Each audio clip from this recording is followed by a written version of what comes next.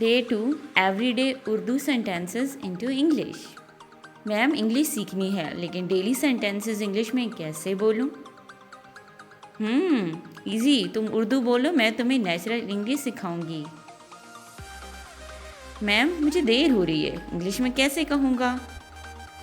I am getting late. मुझे जल्दी है। I am in a hurry. ज़रा इंतज़ार करें। Please wait a moment. मुझे समझ नहीं आई। I did not understand. मुझे कोई फ़र्क नहीं पड़ता। I don't mind.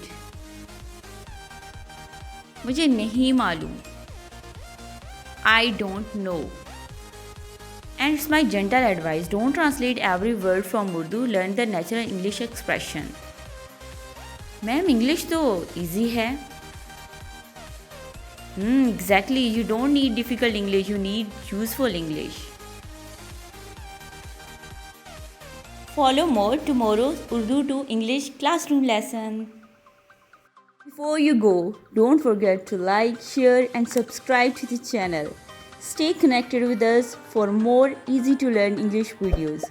Keep learning, keep growing, and I shall see you in the next video. Allah Hafiz.